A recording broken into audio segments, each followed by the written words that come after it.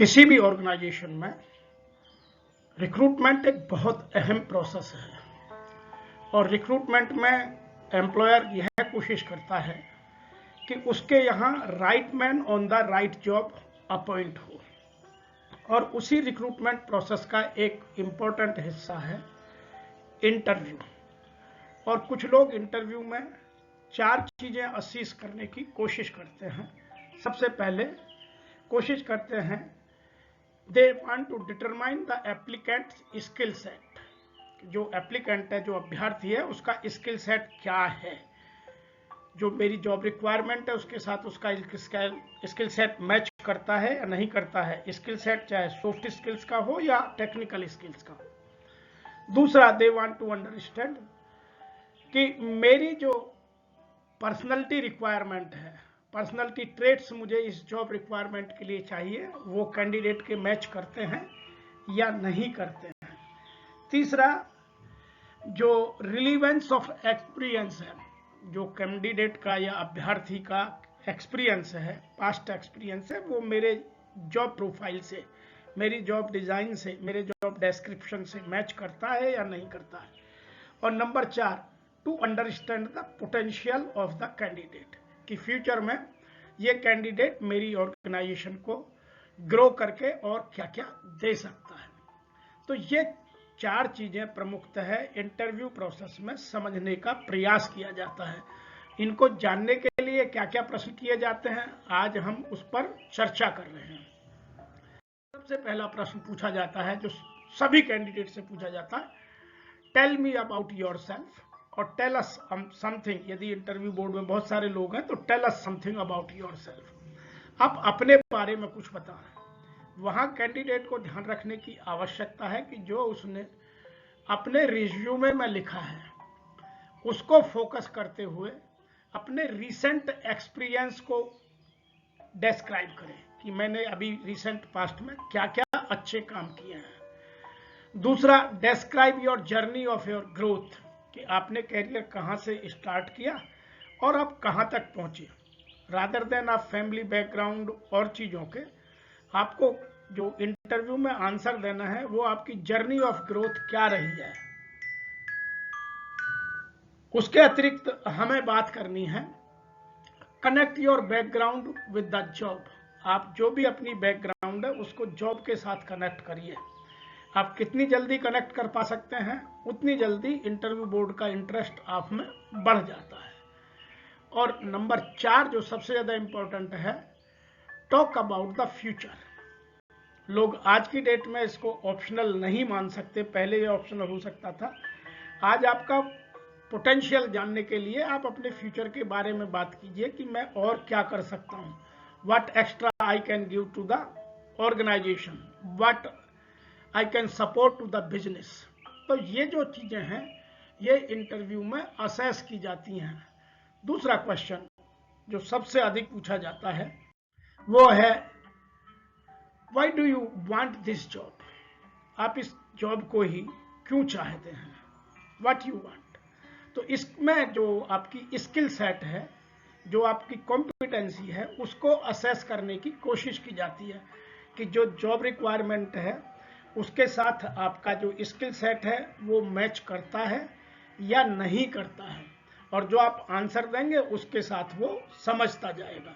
अब आंसर में हमें क्या बात करनी है, you are motivated to work with the company for the long haul, कि आप शॉर्ट टर्म के लिए कंपनी को अपॉइंट कर रहे हैं, लॉन्ग टर्म के लिए अपॉइंट करने जा रहे हैं। तो वो इस क्वेश्चन से असेस कर लेते हैं। आजकल जो बिहेवियर बेस्ड इंटरव्यू होने लगे हैं उसका पर्पज भी यही है कि वह आपके पूरे पर्सनैलिटी ट्रेट को, आपके माइंड सेट को, आपके स्किल सेट को डेप्थ में जाकर समझने की कोशिश करते हैं।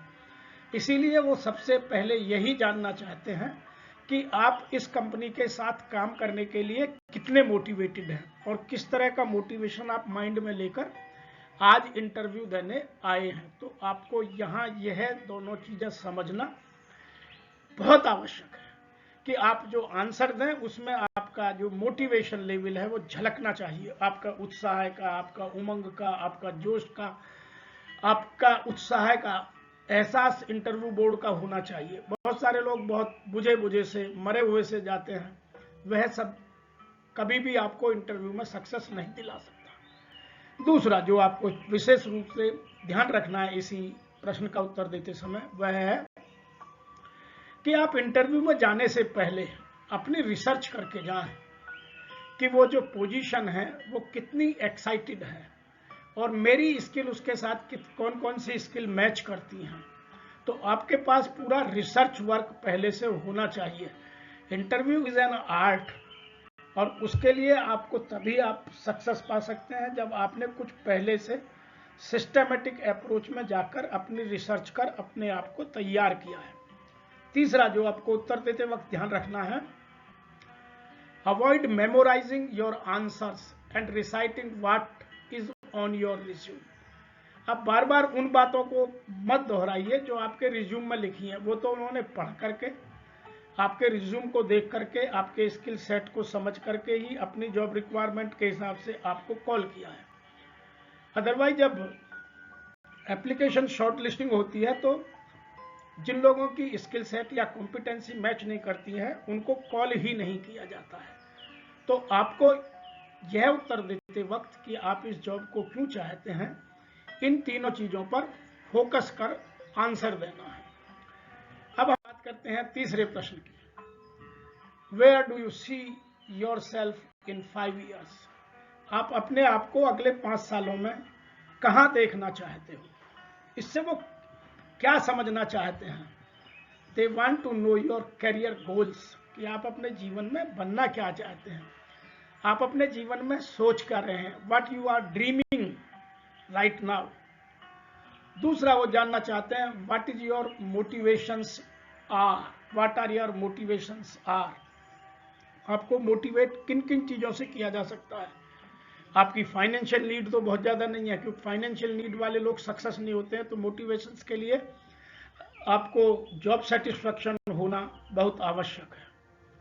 इसीलिए वो इंटरव्यू में यह समझना चाहते हैं कि आपका मोटिवेशन लेवल क्या क्या है। नंबर 3 बात करते हैं, figure out how long you are going to stay with the company. आप यह जरूर ऐसा कराएं कि आप कितने लंबे समय तक कंपनी में रुकना चाहते हैं। शॉर्ट टर्म के लिए आज की डेट में कोई अपॉइंट नहीं करता, क्योंकि अपॉइंट करने के पीछे 3 स्ट्रेटेजी होती हैं।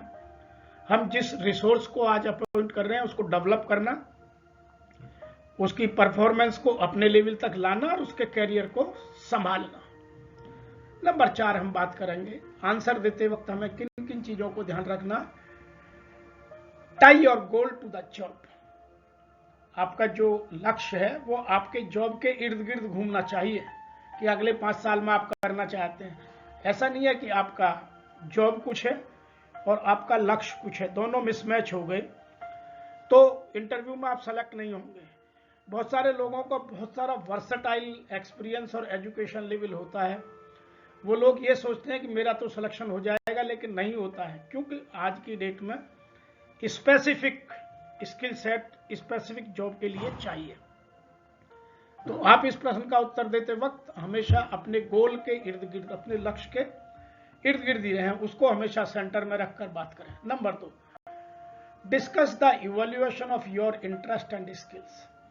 आपके जो इंटरेस्ट एरिया हैं, आपकी जो स्ट्रेंथ है, आपकी जो स्किल सेट है, वो कैसे इवैल्यूएट हुई, क्योंकि कोई चीज अपने आप तो बनती नहीं है, वो एक इवैल्यूएशन प्रोसेस है। उस इवैल्यूएशन प्रोसेस को आप इस क्वेश्चन के साथ जोड़िए, and how you will evolve yourself in next 5 years। Number 3, avoid trying to be funny. आप इस प्रश्न का उत्तर देते वक्त बहुत ज्यादा फनी मत होइएगा। बहुत सारे लोग कुछ भी बोलने लगते हैं और बाद में प्रॉब्लम में आते हैं। And being too broad the generic and avoiding any specific. तो आप इन चीजों का यदि तीनों का ध्यान रखेंगे तो आप अपना आंसर बहुत अच्छे से दे पाएंगे। तो जब भी आपसे यह प्रश्न किया जाए तो आप इन तीनों चीजों पर फोकस करके, तैयारी करके, शब्दों का ठीक चयन करके आइए और आपको सफलता अवश्य मिलेगी। अब आगे बात करते हैं, how to explain gap in your employment. बहुत सारे लोगों का बीच में एक जॉब से दूसरे जॉब के बीच में गैप आ जाता है, उसके कुछ कारण हैं। पहले उन कारणों को समझते हैं, तब आप स्टोरी बना करके आंसर देने में आसानी होगी। गैप के कारण क्या क्या हो सकते हैं? Number 1, cared for a sick family member. घर में कोई बीमार हो गया, आपको घर में अकेले हैं, आपको उनकी केयर करनी थी, आपने अपना जॉब में ब्रेक ले लिया, लेकिन वह आपका डेटाबेस होना आवश्यक है। दूसरा, stay home to take care your child and children. आपके बच्चे हो गए, आप हस्बैंड वाइफ हैं, दोनों जॉब में हैं, तो किसी एक ने ब्रेक ले लिया, तो आपको यह भी सॉलिड रीजन है। तीसरा, had health and medical issues. कुछ आपकी हेल्थ के साथ, जैसे कोरोना में बहुत सारे लोगों को इशू हुआ, तो वो आप डिस्कस कर सकते हैं। Pursued further education and professional trainings. आपने कोई अपनी अपस्किलिंग करने के लिए कोई एजुकेशन ली या अपना कोई नया कोर्स किया, तो 4 महीने, 6 महीने, 1 साल के लिए आपने छुट्टी ले ली। नेक्स्ट है travelled and moved to a new location. आप इधर से उधर जाना गए, बीच में आपने गैप लिया, यदि आप दूर चले गए तो बीच में 1-2 महीने छुट्टी कर ली, इसलिए बहुत लॉजिकल सॉलिड रीजन है। नंबर नेक्स्ट है वर लेड ऑफ एंड और फायर्ड। कभी कभी कंपनी में ले ऑफ लग जाता है कि आज की डेट में मार्केट हाईली वोलेटाइल है, तो ले ऑफ लग गया या फायर कर दिए गए, तो यह भी एक रीजन है। Actively searched for a new job but didn't find the right fit. मैं बहुत दिनों से अच्छे जॉब की तलाश कर रहा था जो मेरी कॉम्पिटेंसी और स्किल के साथ मैच करे, लेकिन मिल नहीं रहा था, तो मैंने इसलिए बीच में गैप कर लिया। तो ये बड़े सॉलिड रीजन्स हैं, इनकी आपको सीक्वेंसिंग करके स्टोरी बना करके आंसर देना है। अब आंसर देते वक्त आपको क्या ध्यान में रखना है? आंसर देते वक्त be prepared to talk about gap. आप तैयारी करके जाएं कि मेरे गैप में मुझे क्या बोलना है। अचानक से आपको ऐसा नहीं लगे कि आइसोलेशन में आपको लगे कि ये क्या हो गया, मुझे पहले से पता ही नहीं था, मैंने तो ये तैयारी नहीं की और मेरे से ये गलती हो गई। तो आप ये तैयारी करके जाइए। Number 2, be honest. आपकी लेवल ऑफ इंटेग्रिटी इतनी हाई हो कि आपको इन चीज़ों में कभी कोई परेशानी नहीं आए, क्योंकि बहुत सारे लोग कुछ भी बोल देते हैं, फिर बाद में दिक्कत होती है। इसीलिए आपको इन चीज़ों का बहुत ध्यान रखना है, और यदि आप ये सब करेंगे तो इंटरव्यू में 100% सफलता आपको मिलेगी। तीसरा, fill the gap by your own story. आप अपनी स्टोरी ऑनेस्टली बनाएं और उसको लोगों को सुनाते वक्त सीक्वेंसिंग का ध्यान रखें, क्योंकि यदि आपकी सीक्वेंसिंग बिगड़ गई तो फिर स्टोरी में लोग बिलीव नहीं करते। तो ये सब चीजें ध्यान रखने की है। Number 4, keep it brief and exit if you need to. आप स्टोरी जितनी छोटी हो और जितनी जल्दी इस स्टोरी से बाहर आ जाए उतना बेहतर होता है। इस कहानी को या अपने इस आंसर को कभी भी लंबा मत करिए, मैक्सिमम 1 मिनट में या 2 मिनट में फिनिश कर दीजिए। अब हम अगला क्वेश्चन बात करते हैं, डिस्क्राइब योर वर्क एथिक्स। आपके वर्क एथिक क्या है? यह आपके पर्सनैलिटी ट्रेट को समझने में मदद करता है।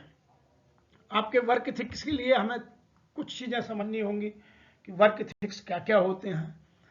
मैंने कुछ उदाहरण दिए हैं। Number 1, level of commitment. Are you committed और not committed? diligent, driven, enterprising, enthusiastic, fast learning, persistence। ये कुछ उदाहरण हैं, और बहुत सारे हो सकते हैं आपके पर्सनालिटी ट्रेट्स के। आप अपने जॉब के हिसाब से ढूंढिएगा। मैंने कुछ कॉमन एग्जाम्पल लिए हैं। अब इनको आप कैसे अपने इथिक्स के साथ जोड़ेंगे उसको ध्यान रखने की आवश्यकता है। Number 1, how do I like to be managed.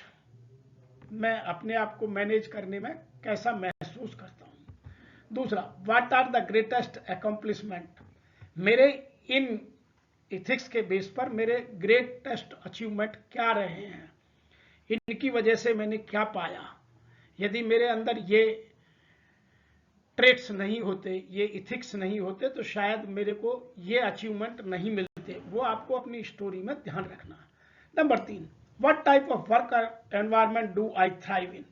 मैं किस तरह के एनवायरनमेंट में बहुत ज़्यादा आउटपुट दे सकता हूँ, काम करना पसंद करता हूँ। वो आप अपने वर्क इथिक्स के साथ जोड़िए। नंबर 4 है how do I tackle challenges at work. मैं जो वर्क चैलेंज है या जो मेरा पॉजिटिव लेवल ऑफ स्ट्रेस है या कॉन्फ्लिक्ट रिजोल्यूशन है, मैं उनको कैसे ठीक से जल्दी से कोप अप कर बाहर आ सकता हूं, ये आपको अपने वर्क इथिक्स के साथ जोड़ना होगा। Number 5 how do I get motivated. जब भी मैं कभी डिमोटिवेट होता हूं तो मैं किन चीजों से मोटिवेट होता हूं, what are my motivational tricks and factors. Number next question जो सबसे ज्यादा पूछा जाता है, what are you most proud of. आपको अपने किस काम पर प्राउड है, आप प्राइड महसूस करते हैं कि मैंने काम मेरे लिए मैटर ऑफ प्राइड है। कुछ बातें करते हैं, वह आपके 3 चीजों से जुड़ा होना चाहिए। Number 1 your value system. जो आप प्राइड की बात कर रहे हैं वो आपके वैल्यू सिस्टम के साथ, how strong you are in your value system and how your value system is helping you to develop your achievements. दूसरा, व्हाट मोटिवेट्स यू। आप किन चीजों से मोटिवेट होते हैं, वह आपके इस कहानी में या इस आंसर में सीधा सीधा विजिबल होना चाहिए। नंबर 3 है how it will make you better employ in future. कि आपका जो फ्यूचर में इस ऑर्गेनाइजेशन में how you can involve in the culture building और how you can involve in with the employees for the employer branding. ये सब चीजें आपके इस प्राउड ऑफ के आंसर में आना चाहिए। इसके लिए हमें क्या करना है, नंबर 1 इंटरव्यू क्या जानना चाहते हैं उसका आंसर देने की हमें कोशिश करनी है। इंटरव्यूअर्स क्या जानना चाहते हैं, they want to learn about your personality, values and motivators. इन 3 चीजों को जानना चाहते हैं। दूसरा, जब आप कहानी सुनाए तो आपकी जो स्टोरी है वो स्टार बेस होनी चाहिए। Star means S for situation, T for task, A for action और आर फॉर रिजल्ट्स। जो स्टार मेथड है ये इंटरव्यू में बहुत काम का मेथड है। जितना जल्दी आप स्टार सिस्टम को समझकर उस पर प्रिपरेशन करेंगे उतनी जल्दी आप इंटरव्यू में सक्सेस पाने के नजदीक पहुंच जाएंगे। नंबर 3 है avoid being long winded and including anything that could sound negative in your answer. आप लंबा आंसर मत करिए और उन चीजों को बिल्कुल मत जोड़िए जो आपके नकारात्मक भावों को, नकारात्मक प्रभावों को, नकारात्मक इमोशंस को कहीं भी प्रदर्शित करते हो। क्या करना है, किन पर फोकस रखना है। Number 1 choose a relevant accomplishment. आप जब आंसर दें तो जो आपका अचीवमेंट रहा है, अकम्प्लिशमेंट रहा है, वो प्रॉपरली डिजाइन किया हो और उसमें ये सब चीजें जो मैंने आपको बताई है, वैल्यूज, योर मोटिवेशनल फैक्टर्स या मोटिवेटर्स और आपका जो स्टार सिस्टम है वो उसमें पूरी तरह से दिखाई दे। दूसरा, फोकस ऑन द फ्यूचर। जो आपने अचीव कर लिया उस पर थोड़ा फोकस दीजिए, ज्यादा फोकस फ्यूचर पर कीजिए कि वो आपको फ्यूचर में कैसे हेल्प करने वाला है। Number 3 think about why exactly you are proud of this accomplishment. आप यह जरूर सोचिए कि जिस जॉब के लिए मैं जा रहा हूं उस जॉब से मेरा ये प्राइड की स्टोरी कहां लिंक होती है। कई बार होता क्या है कि आपका प्राइड किसी और चीज में है और जॉब स्किल कुछ और है, तो वो मिसमैच हो जाती हैं, इसलिए आपको इसको ध्यान में रखना है। नेक्स्ट, आपको number 4 practice your answer vocally. आप अपने आंसर की प्रैक्टिस करके जाइए, किन शब्दों का, किन सीक्वेंस में, किस लहजे में, किस टोन में आंसर देना है। आपकी टोन बहुत मैटर करती है। Number 5 keep it conventional. यह बहुत ज्यादा मॉडर्न ना हो, कन्वेंशनल स्टाइल में हो, जो लोगों को सच के बिल्कुल नजदीक और बिल्कुल ऐसा लगे कि यह जीवन में उनके में क्यों नहीं हुआ। जब आप कर सकते हो तो वह क्यों नहीं कर पाए। तो ये स्टोरी या ये आंसर देते वक्त आपको इन चीजों का ध्यान रखना अत्यंत आवश्यक। नेक्स्ट हम बात करते हैं व्हाट आर योर स्ट्रेंथ। अब जमाना स्ट्रेंथ का आ गया है। हर आदमी में स्ट्रेंथ और वीकनेसेस होती हैं। कुछ लोग डायरेक्टली पूछते हैं what are your strength and weaknesses, लेकिन अब वीकनेसेस की बात लोग कम करने लगे हैं। या तो डायरेक्टली आपके क्वेश्चन में पूछते हैं व्हाट आर योर स्वेट, strength, weakness, opportunities and threat, या आज की डेट में स्ट्रेंथ पर ही बात करते हैं क्योंकि स्ट्रेंथ को आगे बढ़ाना आसान होता है। तो स्ट्रेंथ से वो क्या जानना चाहते हैं, टू गेट ए फील और योर स्किल, कि आपका स्किल सेट क्या क्या है और आप में क्या क्या डेवलप और किया जा सकता है, आपके फ्यूचर पोटेंशियल से कनेक्ट करने की कोशिश की जाती है।